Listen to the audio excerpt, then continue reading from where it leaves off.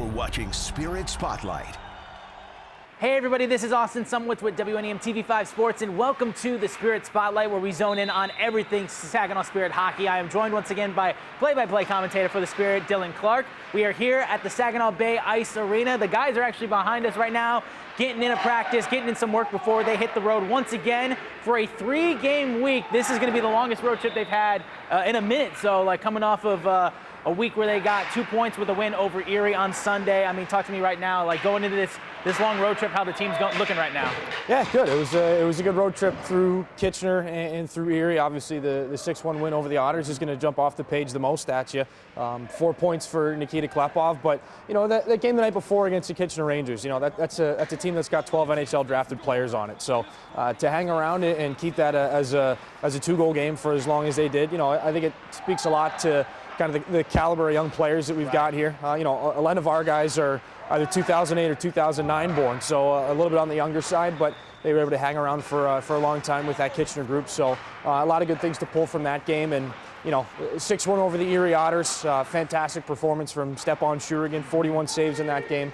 His best single game save total of the season so far. So he had his hands full. Guys look good again against an Erie team that, you know, they've had their fair share of battles against in the last couple of years. No doubt about it, and that 2 points is so crucial for this Spirit team now. Only 1 point behind Guelph and Owen Sound in the 6th and the 7th spot in the standings right now. So these next 3 games are so crucial to be able to move up the standings and be able to try to secure playoff seeding as we get longer into the season. Like, is that just continue to fuel these guys just coming off of a win like that where you're so close in the standings to move up? Yeah, 25 games left in the regular season. It's coming up quick. We're past the trade deadline. Everything gets a lot faster, a lot tighter this time of year. The game changes a little bit.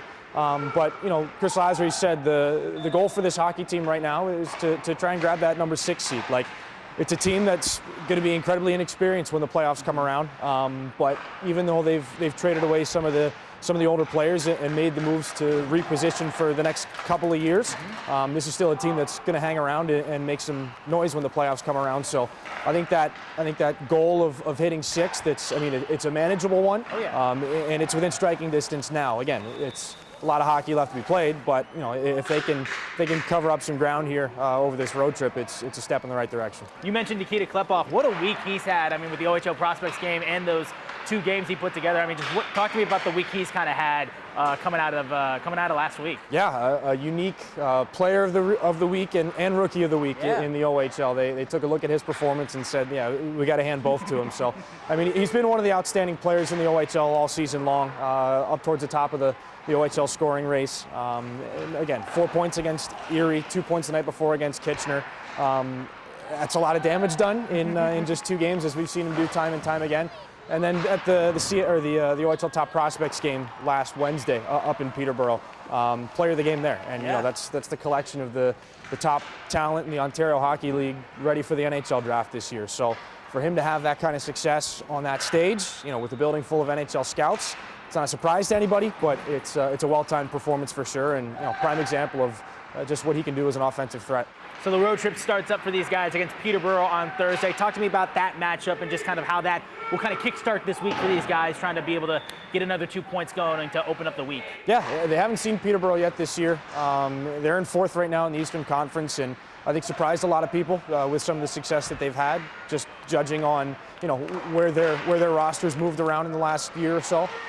So for them to have kind of that prowess on home ice, I think they've won 6 straight hockey games on home ice. So that'll be a good challenge to get things started. And again, if you can pick up that win on the first game of the road trip, it kind of sets the tone, takes the pressure off for the next 2 games. So I think, again, with the way that this team's played the last handful of contests, confidence is increasing right now. And then they'll move on to Kingston on Friday. I mean, they have faced that team this year, correct? Yeah. And then just coming out of that game and just trying to going into Kingston, kind of like what kind of matchup does that provide for them? Because I believe, correct me if I'm wrong, Kingston got the win the first time they faced off this year? Yeah, so opportunity for maybe a little bit of revenge on Friday night in Kingston. 6-1, Frontenacs beat the Spirit a couple of weekends ago, and you know, it was kind of a reset point. It was the first game after the trade deadline.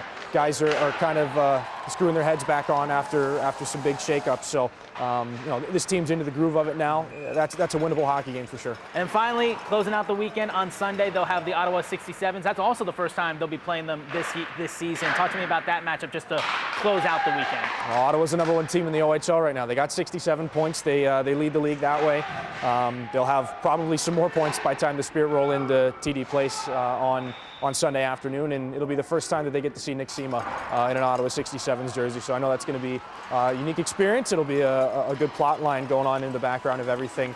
And again, another measuring stick to see how they stack up against the best in the league. What's kind of the emotions going into a game where you see your former teammate that was dealt at the deadline? Like, is there kind of like a hey, good to see you kind of moment for them? Like, what would you describe as like kind of the experience playing against them on the other side of the ice? Well, it's hard to say. For some of the guys that were that have been around for a longer time, like Josh Glavin and James Go, that's a guy you went into battle with in the playoffs and in the Memorial Cup. So it might be a little bit more impactful for them. And not to say that Nick was a massive leader for all the young guys on this roster, but there's something to be said for having all that time together. So I think they'll be able to set it aside. I know they'll be able to set it aside once the game starts, but I think after the game there'll be that hug, that handshake, but after for sure. Afterwards for sure. So again, some really big matchups for the Spirit as they continue to get closer and closer to that 6th seed.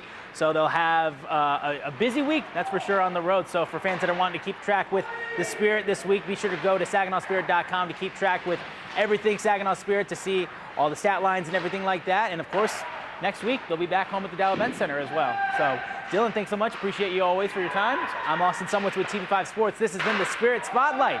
Go Spirit.